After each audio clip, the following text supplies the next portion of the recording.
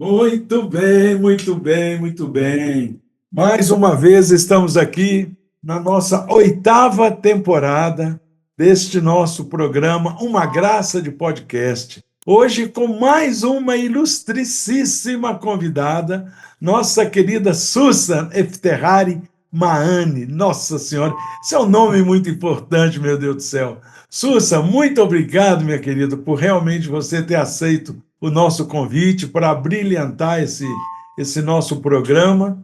E os amigos que não se inscreveram no canal, por favor, se inscrevam no canal para que realmente as pessoas, quando entrar no YouTube, reconheçam que esse nosso programa é um programa de importância social, porque nós estamos falando de uma nova mensagem de Deus para a humanidade. E esses amigos, como hoje temos aqui Susan, vai contar um pouquinho da sua história de pioneirismo, de saiu de terras estranhas e veio para o nosso querido Brasil para trazer essa mensagem. Então, amigos que não se inscreveram, se inscrevam. Susan já sabe, nossos ouvintes e espectadores também já sabem. Nós aqui não apresentamos os convidados, são eles que se apresentam. Então, Susan, minha querida, o microfone de Uma Graça de Podcast é todo seu. Fique à vontade para se apresentar. Muito obrigada. Gostaria de falar Yabahaolapá, louvado seja Deus, porque começar com o nome de Deus é tudo de bom. Quem somos nós? Simples areias neste mundo. Meu nome é Susan, sobrenome meu é Efterrari, do lado dos meus pais, e casei com Saed Mani, que é meu esposo, então Susan Efterrari Mani. E eu queria também só colocar um trecho das escrituras de Baha'u'lláh, que na seleção dos escritos de Baha'u'lláh, página 75, aliás, número 75, Baha'u'lláh diz que a fé de homem algum pode ser condicionada por qualquer outro, senão por ele mesmo. Então, a gente conta um pouquinho da história do nosso ano passado, mas a fé de cada um de nós depende de nós, de nosso trabalho, de nosso esforço. Então, do lado do meu pai, que falei Efterrari, a gente conhece a fé desde a época do Bab. Quando vocês lembram que quando Babul Bab, Mullah Hussein, levou aquele presente que Bab mandou para ele levar, e ele nem sabia para onde que ele iria, ele, na cidade de Kashan, ele consegue ensinar a fé só para uma pessoa, que se chama Agha Johnny.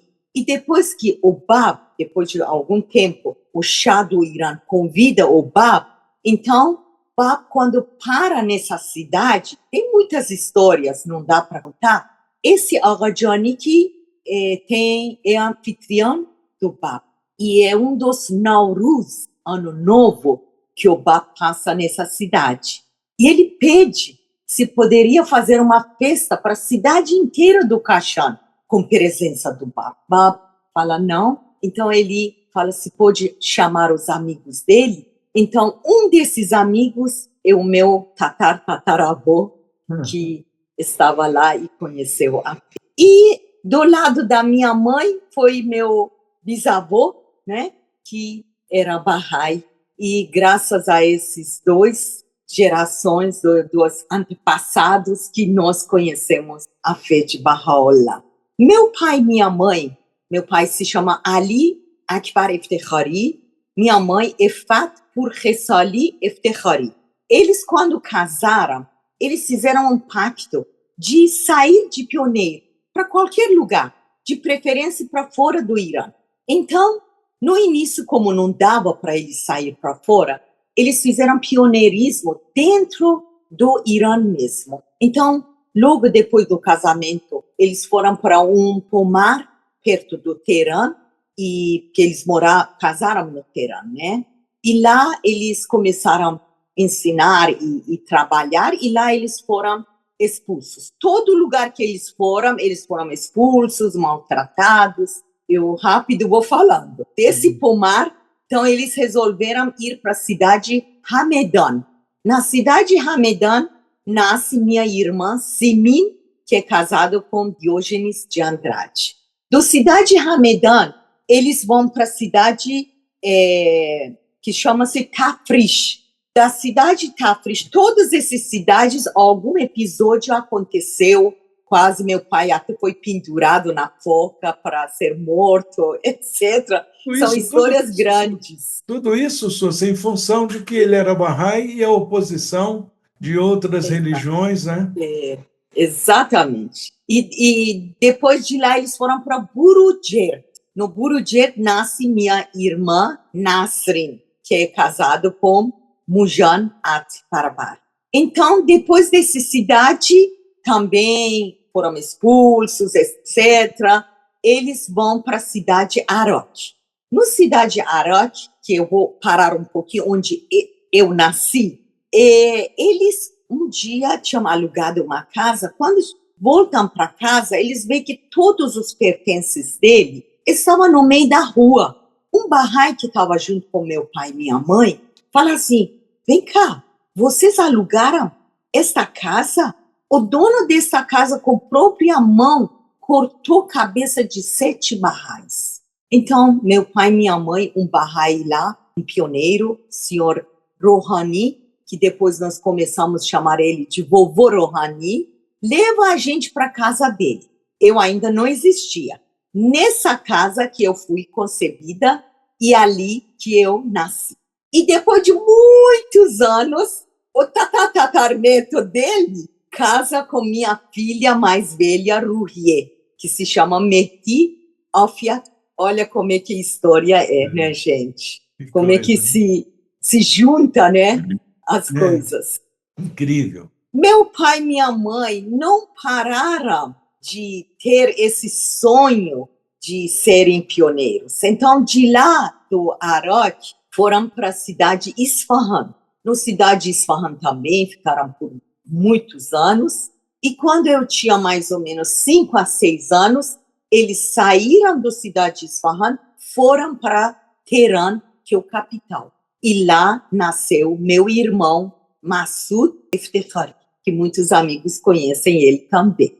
Ele é casado com Adriana. Amigos, enquanto meu pai e minha mãe estavam no Teherã, só trabalhavam pensando em sair para pioneirismo. Mas quando eles foram participar do Congresso Mundial em 1963, onde foi apresentado o primeiro caso universal de justiça, a chama de pioneirismo dentro deles estava assim, muito grande. Quando eles chegaram, eles falaram: nós temos que ir. E falaram que lugares mais longe, que precisava de pioneirismo, era a América do Sul.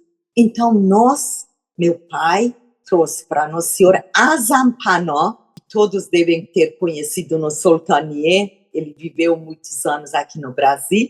Naquela época, ele começou a ensinar para nós espanhol, para a gente poder ir para a Argentina. Isso mais ou menos 1964. Começou aquelas guerras Malvinas. A Casa Universal achou por bem que os Bahá'ís não fossem para a Argentina. Então, meu pai e minha mãe, que estavam com esse fogo de pioneirismo, eles decidiram, então, ir para a Índia. Meu pai ainda não tinha se aposentado. Então, meu pai pegou as minhas 2 irmãs mais velhas, Simin e Nasrin, levou para a Índia para ficarem numa escola que chamava New Era High School, uma escola Bahá'í. E depois voltar para Irã, terminar a aposentadoria dele e levar mamãe, eu e meu irmão para a Índia. Quando meu pai voltou, que essa viagem foi muito longa, tem muitas histórias também nessa viagem, que não dá para contar tudo agora. Quando meu pai voltou e começou a contar para minha mãe, para seus amigos, como é que era a situação da Índia, contando que em cada esquina tem um cara fazendo música, a cobra subindo. A minha mãe mudou. Falou: não, de maneira nenhuma eu vou para a Índia. Vai e traz de volta minhas... Só que, amigos, não era como o dia de hoje. Você decidir mandar passagem para você ouvir. Não era assim. Então, meu pai Falou, não, esposa, vamos, tem um amigo que me chamou muito para sermos pioneiros em Rodez. Rodez é uma ilha debaixo da Turquia. Aí, enquanto isso, eles estavam pensando, então, ir para Rodez e depois trazer minhas duas irmãs da Índia para lá. Mão da causa, senhor Frutan, encontrou com meu pai e minha mãe, falando, não, vocês vão ter que vir para a Turquia. Turquia precisa muito de barrais e de pioneiros. Então, minha mãe e meu pai foram para a Turquia, fomos nos estabelecer na cidade de Bursa. É uma das cidades por onde Baha'u'lláh passou. Tá bom, gente? Enquanto a gente estava lá, junto com a família Uchani e outros barrais pioneiros lá, minha mãe falou, não, eu tenho que ir para uma cidade que tem uma escola inglês. Ela era muito inteligente. Então, procurou uma cidade perto do Esmirna, que se chama Bornova. E nós mudamos para esta cidade de pioneiro em Bornova. Nesse Bornova, enquanto a gente viveu 1 ano, aí minhas irmãs vieram para morar lá.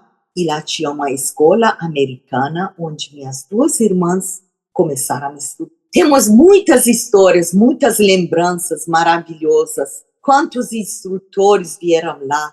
Mas um dos episódios que eu nunca esqueço, quando mão da causa, senhor Tarazullah Samandari, veio para lá e ficou na nossa casa. Nossa casa tinha 2 quartos. Nós todos fomos dormir num quarto e senhor Tarazullah dormia no outro quarto. Aí um dia, nós quando levantamos, minha mãe sempre arrumava a gente, todos reunidos, começamos a fazer oração matinal junto com o mão da causa, senhor Samandari. Oramos. 1 hora, senhor Samandari bateu a mão em cima da mesa, falou, Deus cansou, vamos servir café da manhã. Esse episódio eu nunca esqueço, nunca. Tem muitos episódios com outros instrutores que passamos lá na Turquia. Nós chamamos, o pioneiro tem a honra de receber muitas pessoas maravilhosas. Seu pai, Susan, você contou esse episódio, eu lembrei de seu pai. Às vezes a gente estava numa sessão realmente de orações, passava um pouco, ele falava assim, agora vamos comer, porque senão não vem o espírito. Então, talvez esse episódio que você está contando aí, que aconteceu na Turquia, também gravou na memória dele, e ele falava isso. Com a barriga vazia, o espírito não vem. Não adianta. Não tem. Homem faminto não tem alma. Então, o diabo veio e falou, você quer comida? O faminto fala, claro, eu quero comida. Falou, eu vou te dar, você me dá sua alma. Falou, tá, pode ficar. Aí ele come. Quando ele termina, no Oriente, eles fazem assim, Alhamdulillah. Eles não fazem isso no Oriente. Quer dizer, obrigada, Deus, porque minha barriga encheu. Aí o diabo chega e fala, como assim? Você vendeu sua alma para mim?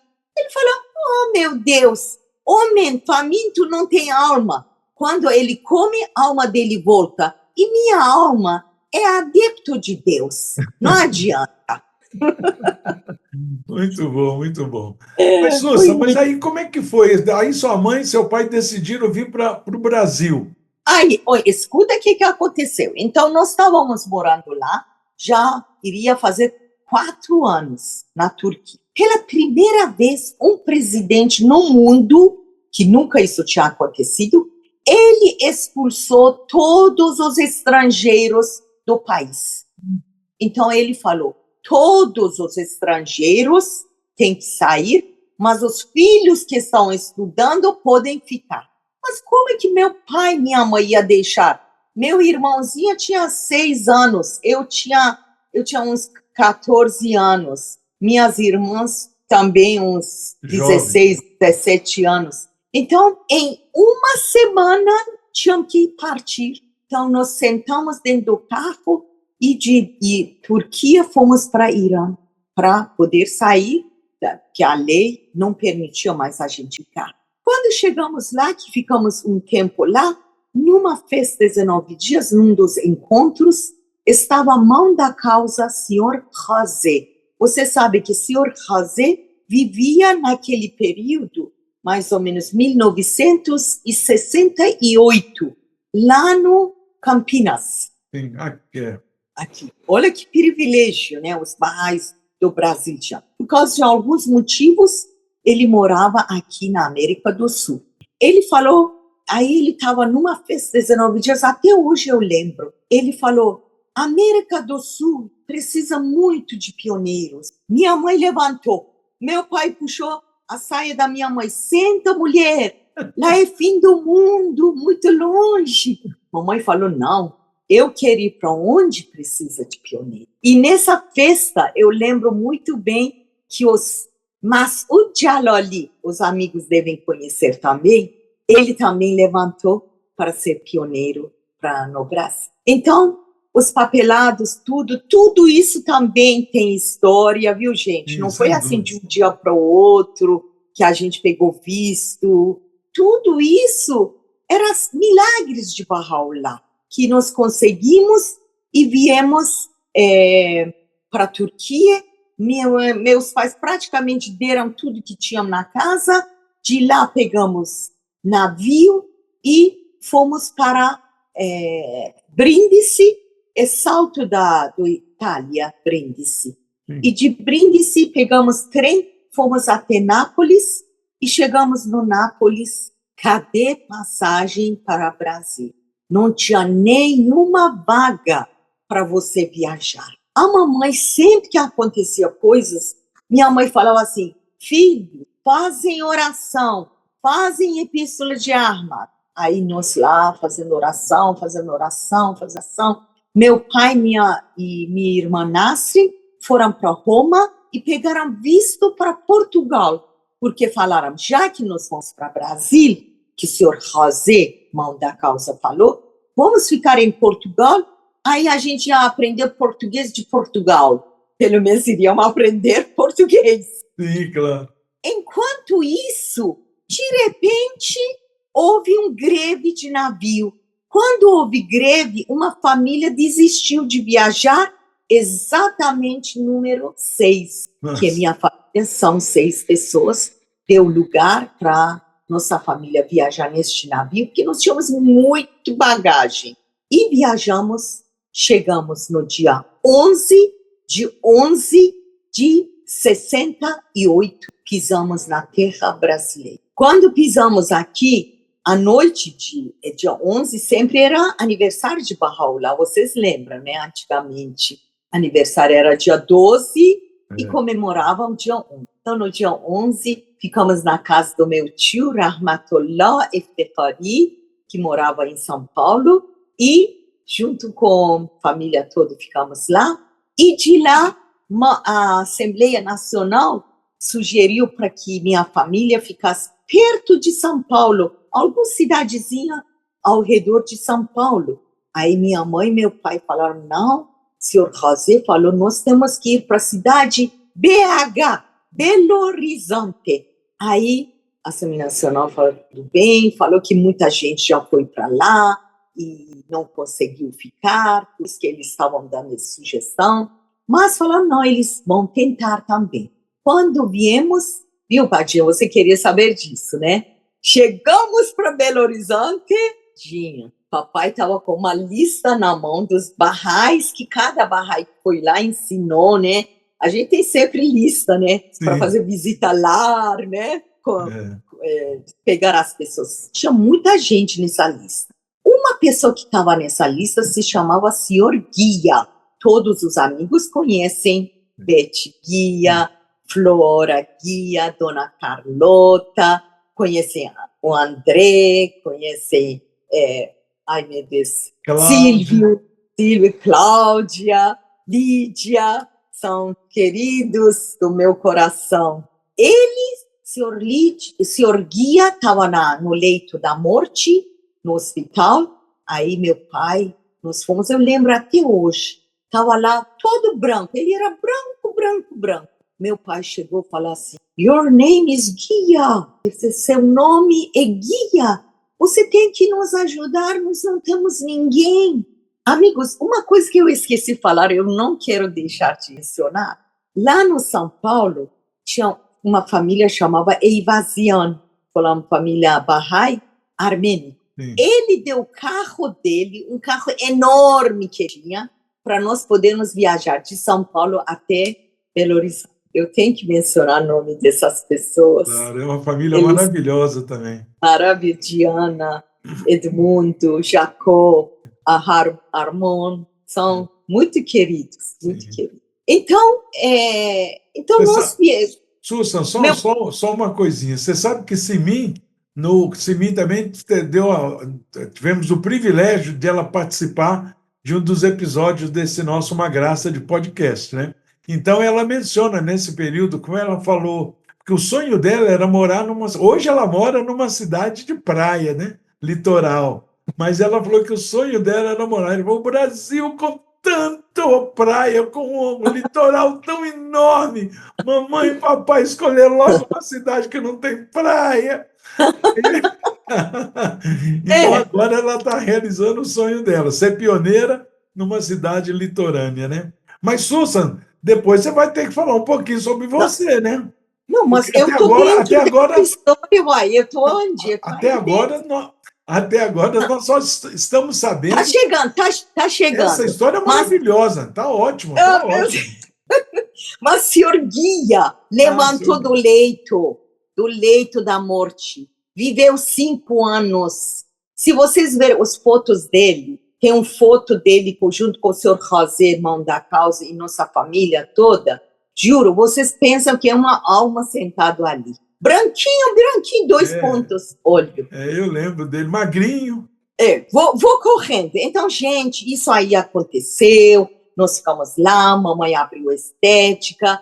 Depois de 9 meses, minhas 2 irmãs passaram no vestibular. Eu lembro que os vizinhos vinham, um vizinho chegou e falou quanto que minha mãe pagou para que minhas irmãs passassem.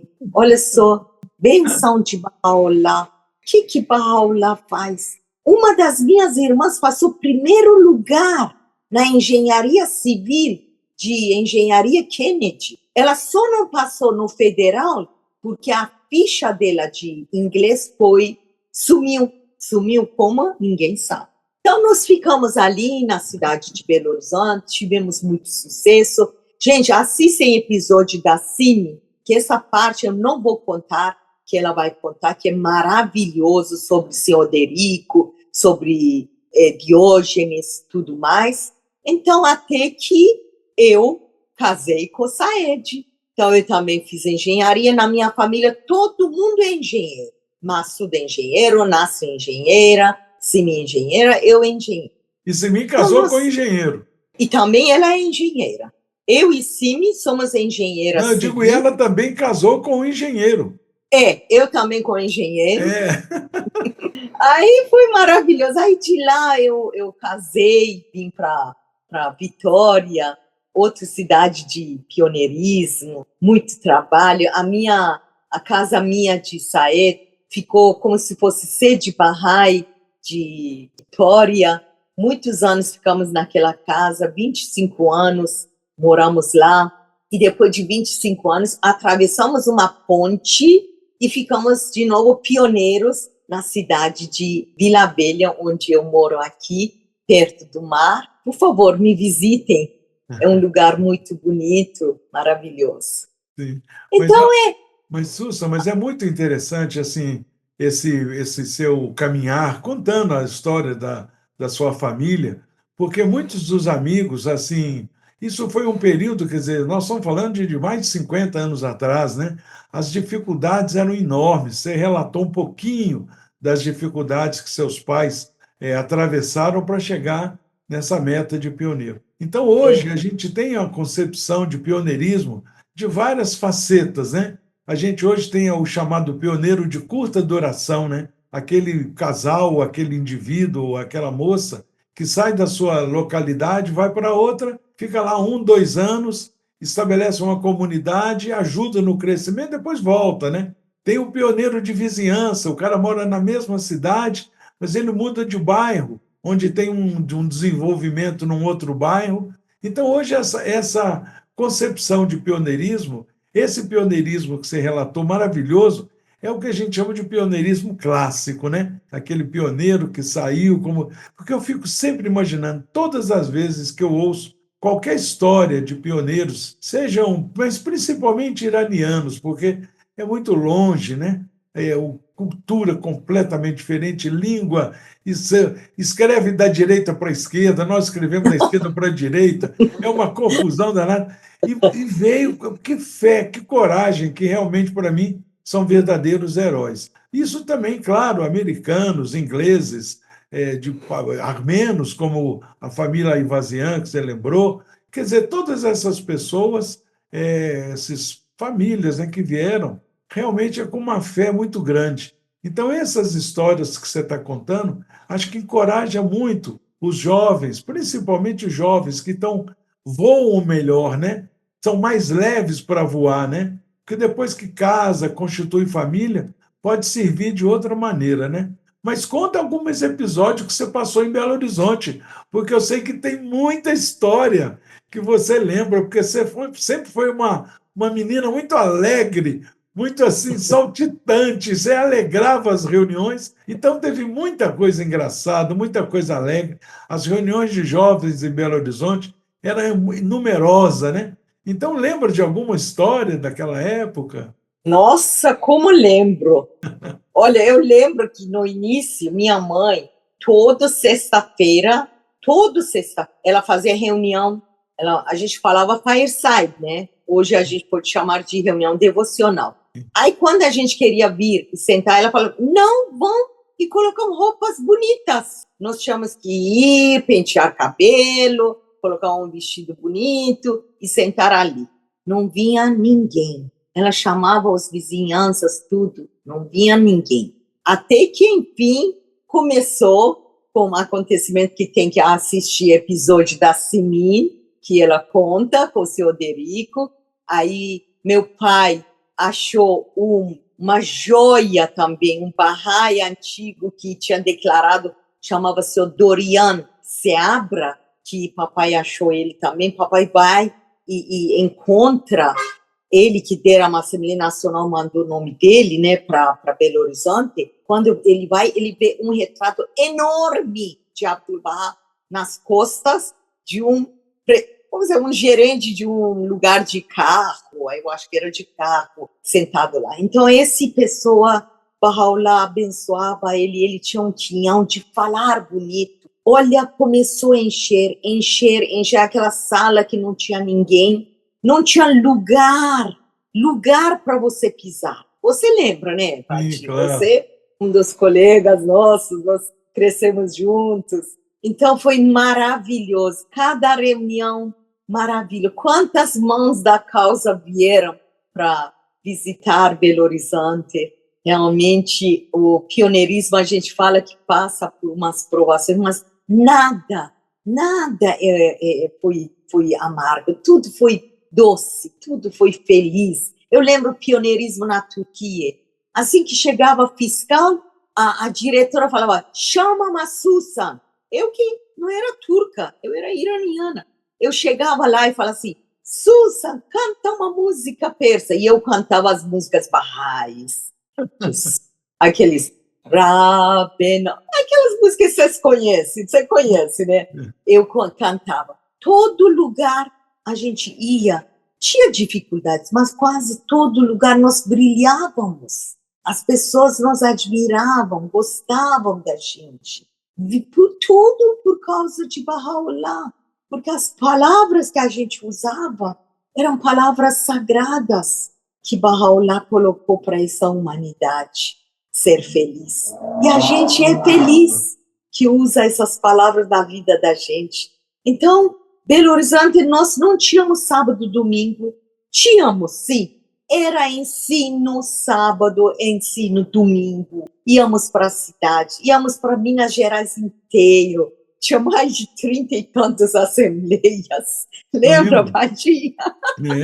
Eu lembro de uma vez que, como você falou, Belo Horizonte recebia muitas visitas de mãos da causa, de conselheiros. Eu lembro uma das vezes que o senhor Raul Pavon esteve em Belo Horizonte, fizemos uma reunião muito bonita, e aí ele pediu um mapa. A IDOGE trouxe um mapa do estado de Minas. Aí ele pediu para mostrar onde é que está Belo Horizonte. Aí apontaram Belo Horizonte. Ele pegou um copo, colocou um copo em cima da cidade de Belo Horizonte e fez um risco em torno do copo e falou: a nossa meta nos próximos 30 dias, porque nós já morávamos na Bahia naquela época, muitos jovens já estavam na Bahia, e nós estávamos tipo passando um período de férias e final de ano em Belo Horizonte, que as férias de 9 dias triplicavam o número, né? Porque saiu muitos pioneiros, depois você vai contar. Então, aí ele fez um risco em torno de Belo Horizonte e falou: agora, nossa meta nos próximos 30 dias é eleger as assembleias locais que tem aqui dentro desse risco. E tinha mais de 20 cidadezinhas, Raposo, Sabará, toda Betim, Santa Luzia, um monte de cidade, até Ouro Preto. E aí nós saímos nesse final. Itabirito, Itabira, né? E em Minas tem Itabira, aqui perto de Mojimirim tem Itapira. Ah, parecido. É, parecidíssimo. Então, assim, esses finais de semana, como você mencionou, era com muita alegria, mas era muito ensino. E a gente realmente espalhava essa mensagem de Bahá'u'lláh. Padinha, uma coisa que não posso esquecer, uma pessoa que vinha muito nos visitar era Dona Tuba. Ah, sim. Dona Tuba, que minha sogra, né? Sim, Dona Tuba. Mas na época não era. Dona Então, Tuba, Susan, Dona Tuba são duas pessoas que me chamam de Padinho. É Dona Tuba e Marvel. Aí, Marvel Grey. Aí, Dona Tuba, não é Padinho, Dona Tuba, é Padinha. Ela falou: não, é Padinho. Padinha é menina, você é menino. É Padinho. Ah, Dona Tuba, querida. Nossa! Mas então, Dona Tuba visitava muito Belo Horizonte, né? Muito Belo Horizonte, ela vinha muito do ensino, né? Quando terminava o ensino, ela falava que ela vinha lá também muitas vezes ela falava para ver Mosde, porque era o neném, o nosso neném Bahá'í, porque não tinha neném no Brasil, quase a gente não tinha neném. Então, outra pessoa também que vinha, que a gente amava, eu tenho que falar o nome dele, Sr. Jalal Egrari, que é o pai do Iraj, da Susan e do Aidan.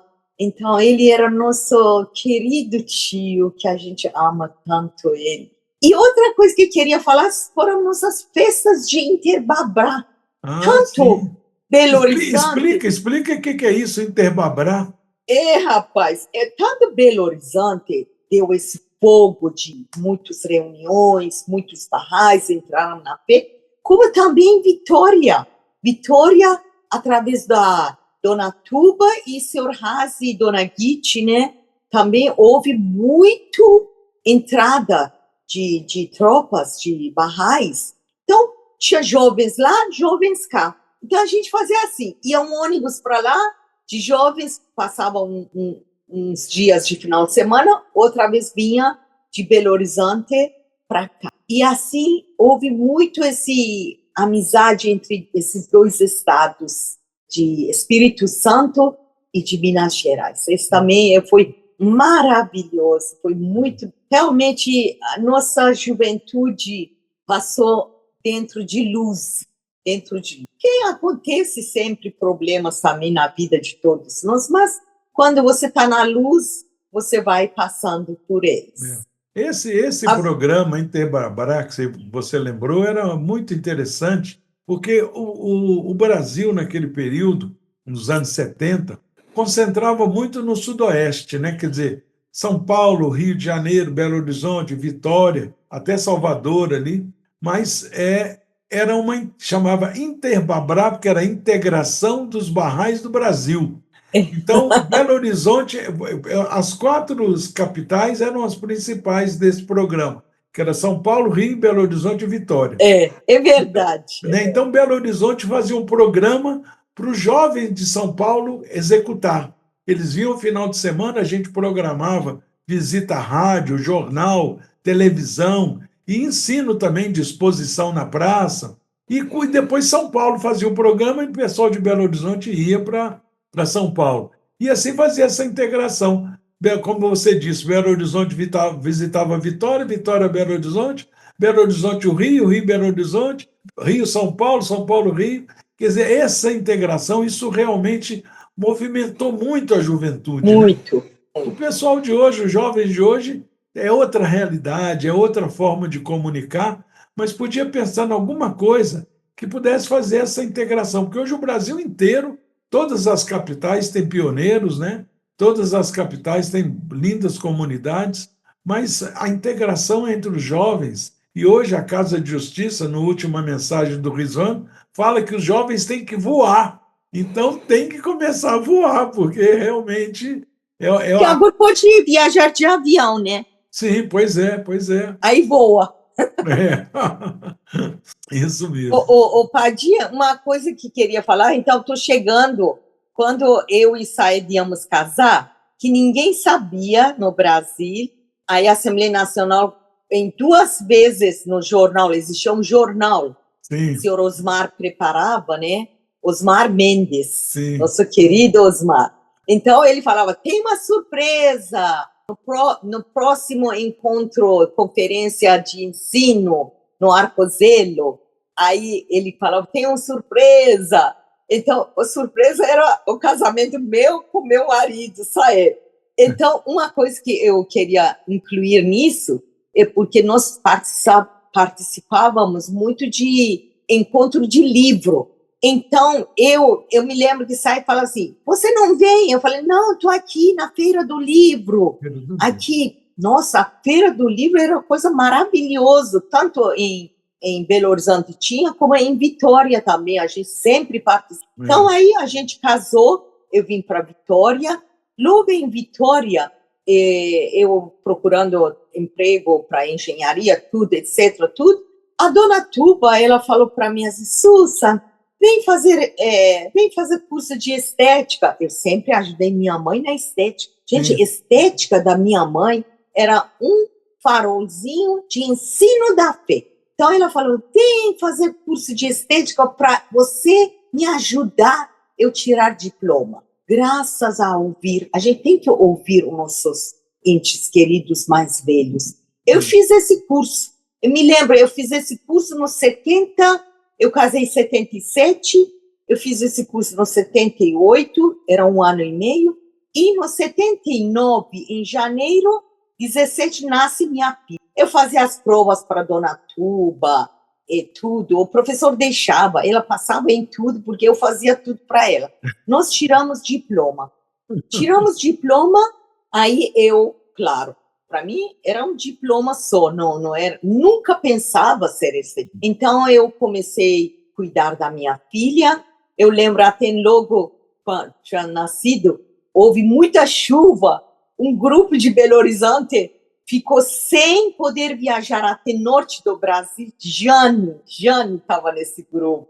Eu nunca esqueço. Vieram todos para minha casa. E dali para frente, aí o senhor Raul Pavão veio, incentivou. Aí nós abrimos Rádio Bahá'í. É outra coisa maravilhosa que foi Rádio Bahá'í. Todo santo dia era eu com Face, eu com Valtinho, eu com Saed. De manhã cedo, nós falávamos da fé Bahá'í. 9 anos direto. Paralelo a esses 9 anos de rádio, que minhas filhas foram nascendo, né? Um atrás do outro, e eu não trabalhava, ficava em casa. São 3, né, Susa? Primeiro foi o Rie, que nasceu no janeiro, que falei. Aí, depois nasceu Barrier, no ano 81, e depois Taheré, no 83. Então, até para chamar a atenção delas é perigoso, né? Por quê? O nome delas. Não. É muito. Ai, meu Deus do céu. Se Barrier fazer alguma coisa, o Ruier fazer uma Taheré fazer uma coisa, Taheré, sua danada. Não pode. Tem que ficar assim, por favor, senhora Taheré, não faça isso. Mas, Padinha, paralela a esse Rádio Bahá'í, rolou também um banquinho de livros Bahá'ís, que também 9 anos nós tivemos. Foi maravilhoso. Eu lembro de um curso de rádio que teve em Vitória, o senhor Raul, que aplicou o curso de programa de rádio. Nós saímos, eu morava em Salvador, depois que nós fomos para Manaus, montamos um estúdio de gravação de programa de rádio. A gente gravava Somos programa... colegas. Hã? Somos colegas. Né? Em Manaus a gente gravava programa em português e em espanhol, porque Nossa. Jefferson era casado com Rosinha e eles moravam na fronteira, Tabatinga com Letícia, na Colômbia. E aí lá é de fronteira com a Colômbia, então os programas eram em português e em espanhol. Ai, maravilhoso. Mas aí sim, aí como é que foi em Vitória? 9 anos? Aí, então, paralelo, esse também foi. E depois Dona Tuba produzia direto, né? Dona Tuba fazia exposições. E essas exposições a gente levava na Praça Saed, anos e anos e anos. E realmente tem que reconhecer o trabalho de cada pessoa. Graças ao Saed, ele levava todo final de semana essa exposição e a gente montava nas praças que vendiam comida. Eu acho que uma das coisas que você está lembrando, Saed fazendo exposição na praça, uma das coisas que eu acho que vai aproveitar a oportunidade, chamar a atenção, é a simpatia de Saed. É um cara sempre alegre, sempre sorridente, parece que o mundo está sempre rindo para ele. Então, esse tipo de pessoa, para fazer uma exposição, para fazer uma apresentação da fé, é muito importante. Se a gente está com o coração triste, a gente deve fazer oração, mas sair com alegria. Então, assim, o tipo de gente, eu estou falando isso não é para, como diz o jovem, não é para puxar saco, não, porque ele sabe que eu amo ele demais da conta, mas é uma pessoa assim que realmente nasceu por negócio. Então, quer dizer, é essa simpatia. Então, acho que os jovens têm que lembrar disso. Quando a gente está apresentando a fé, a gente tem que apresentar com alegria, sabe? É uma coisa maravilhosa, é uma joia que a gente tem e que se for entregue essa joia, oferecida essa joia com a cara triste, a pessoa vai achar que não é uma coisa tão boa quanto a gente acha, né? Sabe, Padinha, nós agradecemos muito a Bahá'u'lláh, agradecemos a Casa Universal de Justiça, que hoje ele colocou para nós diretrizes, colocou as 4 atividades. Naquelas épocas, a gente não sabia o que deve fazer. Então, era rádio, era banca de revista de livros barrais, era exposição nas praças. E esqueci de falar, programa de televisão. Tínhamos programa de televisão. Durante 3 anos, a gente falou na televisão. E também nós tínhamos muito atividades, íamos nos jornais, colocávamos reportagem, fazíamos entrevistas.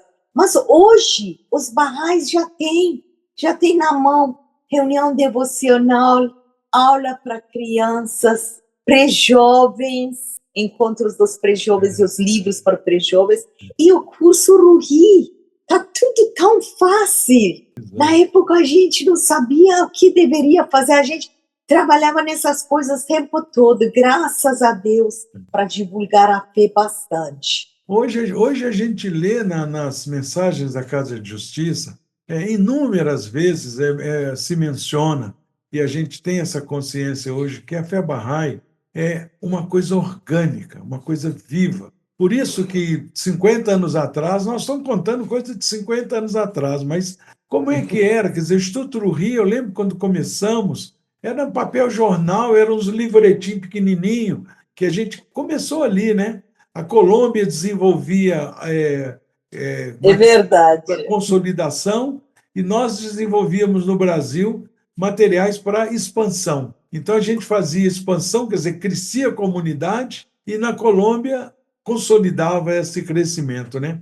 Então, hoje, como é algo orgânico, é isso que você está falando. Quer dizer, num período que naquela época a gente não achava tão difícil. Hoje a gente acha que é muito fácil, porque naquela época a orientação era muito limitada. Era uma mensagem da Casa de Justiça por ano. A maioria dos livros, hoje a literatura, olha a quantidade de livros em português, nós temos mais de 100 títulos em português. Naquela época tinha 3 ou 4 ou 5 livros em português. Então, quer dizer, a sede de conhecimento a sede da literatura era muito grande. Então, tinha muitos amigos que dominavam, como você e outros, dominavam inglês, você falava até turco, né? Então, quer dizer, tinha facilidade da literatura, mas a maioria de nós não, era só português. Então, quer dizer, isso é muito importante, observar esse crescimento, né?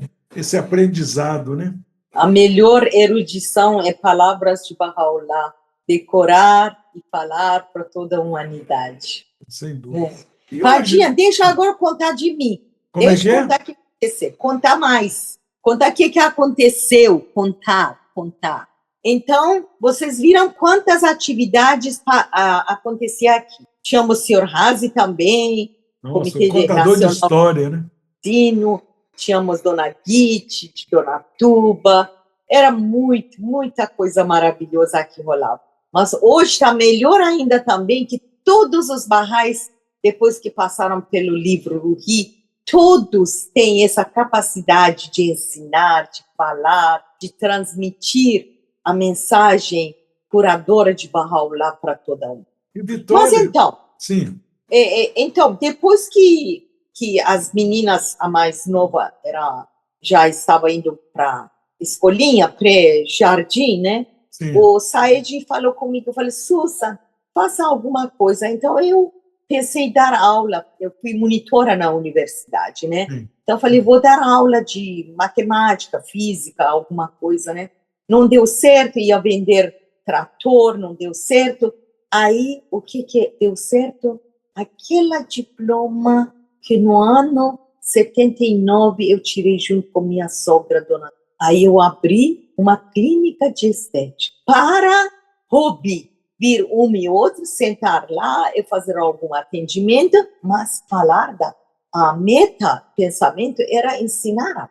Gente, depois de 5 anos, viu, o meu esposo, na época, no época de colo, foi mandado embora da Vale. Ele tinha um emprego muito bom. E o que nos sustentou foi a estética. A estética que deu para nós aquele Sustento. empurro, né? Sustento. E nesse período, as meninas chegaram a falar, mamãe, a gente não quer estudar mais nessa escola particular. A gente não gosta, a gente quer estudar nessa escola lá em cima do morro, que tinha escola pública. Eu falei, minha mãe do céu, o que estou ouvindo? Falei, meninas, eu e papai colocamos um dinheiro dentro da poupança para estudo de vocês. Eu só vou pedir uma coisa, passem de ano, não repita. Olha, minhas 3 filhas foram 3 joias na vida da gente. Só tiravam notas boas, eram excelentes estudantes, eram exemplos na escola. Como é importante para as mães e os pais educarem os filhos de vocês. Porque a melhor coisa, quando a gente está do lado dos nossos filhos, e os filhos vendo nossos trabalhos, participando do ensino, eles iam para o ensino para todo lugar. Onde a gente ia, eles iam junto. Nunca era assim, eles vão ficar em casa e eu vou só. Não. Então, tudo isso nos deu 3 filhas maravilhosas que só trouxeram para a gente alegria, a honra. É uma Então, bênção, né? Queria falar com você, que eu não podia esquecer. Então, foi maravilhoso, viu, Padinha? E até hoje, a estética foi um ponto que vira e mexe as pessoas por aí, para lá, para cá, conhecem a Fé Bahá'í por causa da estética. Até um dia na estética, eu estava tão triste, falei, Senhor Deus, Senhor Baha'u'lláh, eu falo tanto de você, será que eu falo aqui e daqui sai?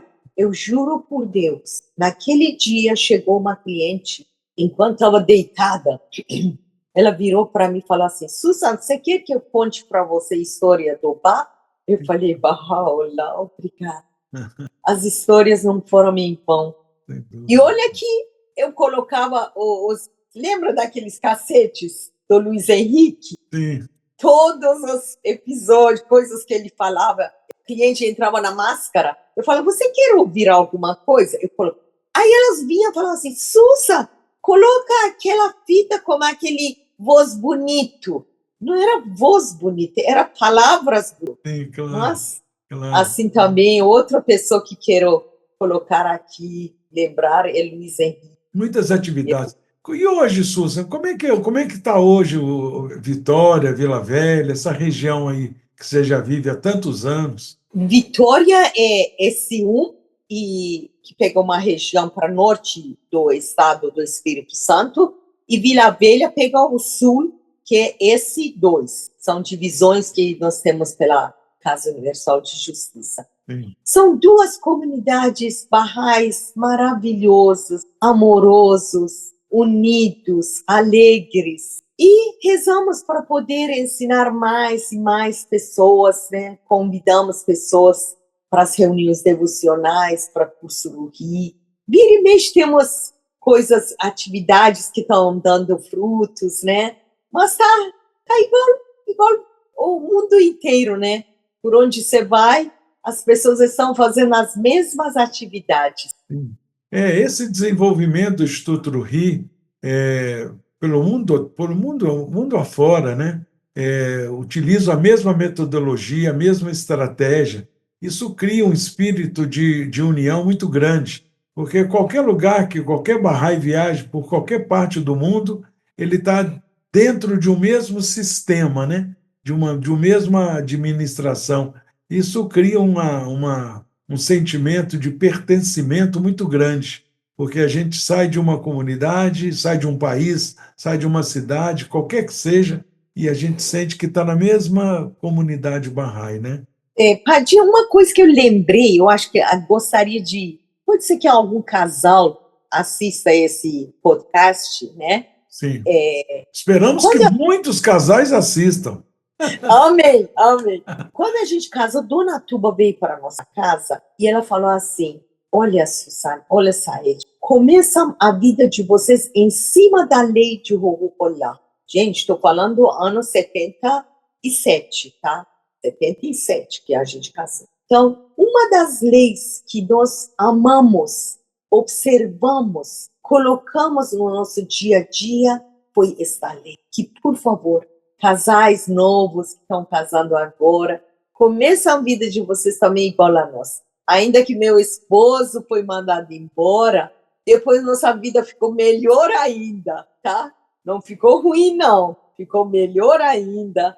Conseguimos ir muitas vezes para a Terra Santa. Nossas filhas nos deram essa honra de servir lá e a gente poder ir várias vezes lá. Peregrinamos, estamos. O que significa, Susan? É direito de Deus. Direito de Deus. Horurolá é horurolá, direito de Deus. Todos amigos da sua cidade devem ter representantes. Vocês pedem para eles. Agora tem um curso, chama-se Vida em Família e Horur. É um trabalho novo que veio da Casa de Justiça para nós.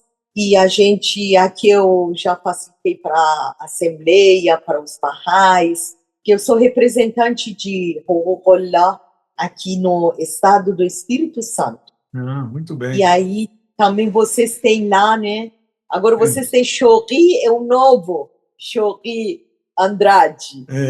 Ele é o novo representante. Tem Keivan, nosso querido Keivan. E tem a...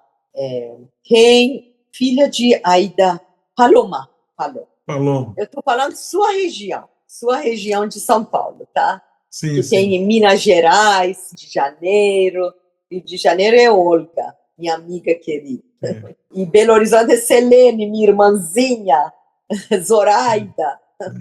Realmente, Leice de Juiz de Fora. Quem, Juiz de Fora? O nome dele é um pouco difícil para me falar. Acho que é Leice. Ela mora em Petrópolis agora. Sim.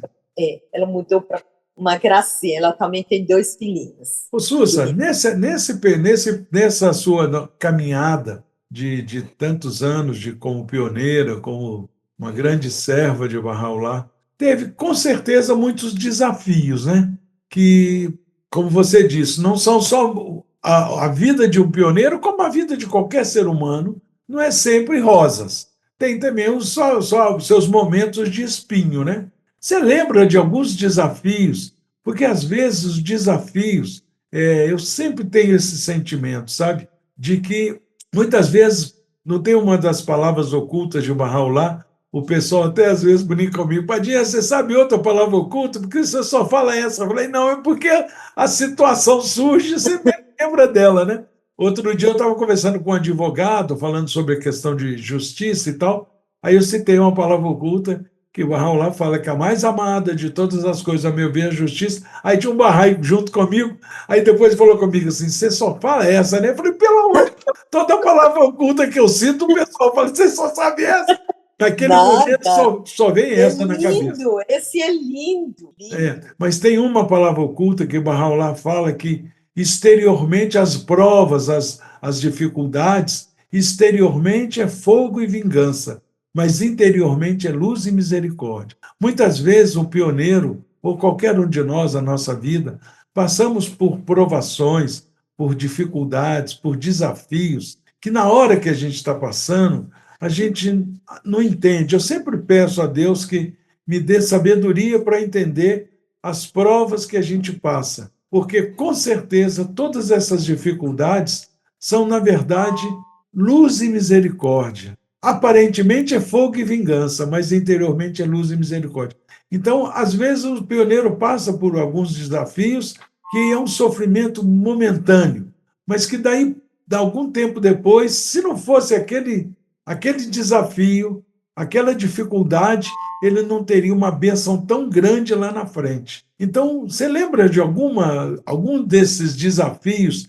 Por exemplo, você citou aí que Saed perdeu um emprego, um bom emprego, que naquele momento, aparentemente, eu falei, e agora, o que a gente vai fazer? E é por causa disso que às vezes surge uma bênção lá na frente, né? Você lembra de algum assim? Continua na parte 2.